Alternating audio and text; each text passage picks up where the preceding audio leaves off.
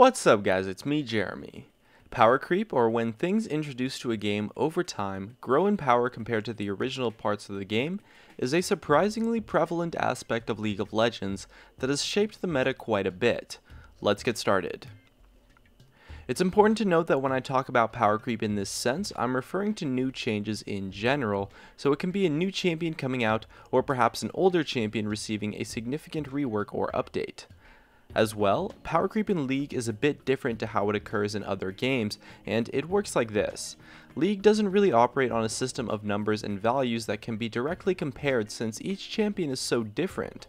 They all have their own unique mechanics that act differently in different situations. And so power creep does exist, but in a way where the new stuff coming out has more applicable or more consistent mechanics rather than actually having stronger numbers. So it's not so much of a power creep that takes place, but rather a utility creep. By making newer kits more complex, you essentially give them more tools to work with and more options and versatility, and thus more power in terms of utility. For example, if you give a champion a dash, it will give them a cool component to their kit. However, you've just made every skill shot reliant and dash-less champion weaker in the meantime because their mechanics won't be able to match up as easily. And the fact remains that quite a few champions in the game fall victim to being outclassed, meaning that that champion does not get played in favor of another champion because they do the job better in almost every single way. And this concept of being outclassed is a big one because it's the main reason why a large majority of champions are underplayed in the competitive scene. To give you a more specific example, I was watching Froggen's stream and he explained why Anivia doesn't get played in the competitive scene right now, and it mainly comes down to her getting outclassed by other champions. Anivia plays a control mage playstyle and used to be one of the strongest mid lane champions in the game, but there is little reason to pick her now over someone like Victor, who is a benefactor of this power creep due to his more recent champion rework, who plays the same control mage style, but has better wave clear, lower mana costs relative to the damage output, and more reliable damage. And as it so happens, Victor is one of the strongest mid lanes in the game right now, while Anivia goes mostly unplayed. So we have to think, why do we see this utility creep occur?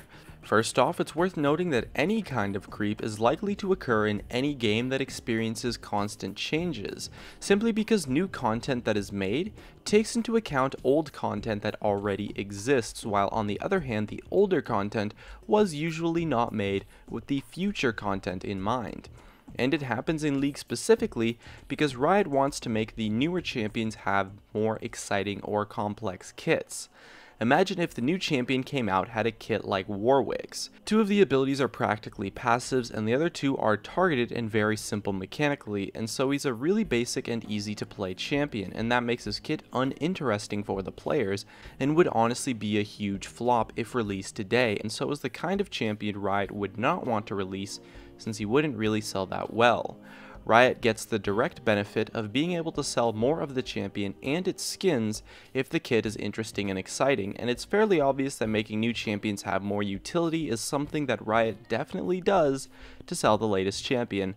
And to be fair, it works, since the average player is more likely to buy a champion that is more interesting.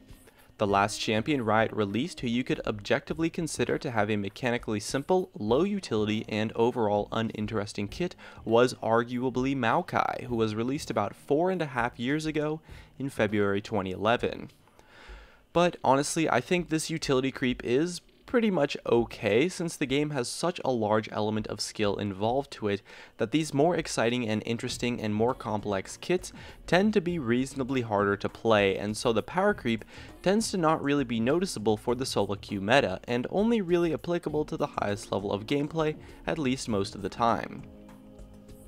However, when it comes to the competitive scene, it is actually quite noticeable, as with a larger pool of champions available, you'd think it'd become easier to innovate the meta and to create new strategies, since you have more champions as a whole available for you to work with, and while that might be true for solo queue, in the competitive scene, it is actually the complete opposite. If you take a look at the table on the screen, you can see that up until the most recent NALCS split, the number of champions played in the game has gone down pretty much every single split, despite more and more champions being readily available to the game. And it seems crazy, but the reason for this is because as you introduce more champions into the game, more and more existing champions are likely to get outclassed by the new meta champions and fall victim to this utility creep. This happens because there's only a limited number of playstyles a champion can play in League, such as control mages, assassins, tanks, supports, etc., and new playstyles are not being introduced due to the way the meta is so heavily refined. So every champion that gets introduced becomes direct competition for a certain playstyle, and if it is strong, suddenly outclasses and makes a large number of champions obsolete. And so overall, I think League suffers from the problem of a lot of champions in the game being outclassed by others. But the thing is that although a lot of champions have similar styles of play, every champion in the game does have something that is unique to their kit.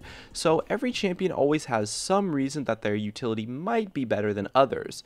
So it's just all about how consistent and how relevant their utility is to the current meta.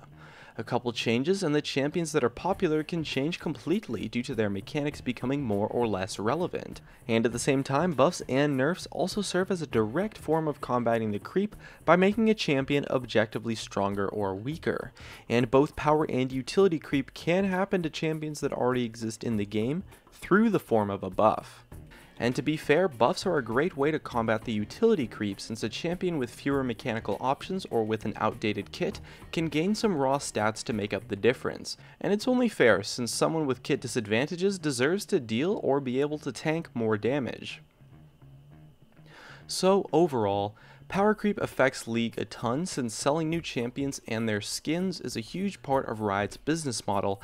However, they work to constantly combat this through consistent patching and balance updates. With this balancing, they also manage to keep older champions relevant, allowing them to keep selling as well, albeit at a lower rate.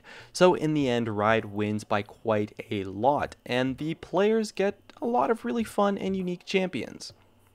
So, what do you think about power creep in League? Leave a comment and let me know. And that just about wraps it up. If you enjoyed the video, make sure to tap that like button to help support me, as well as you could check out some of the other videos on the screen too.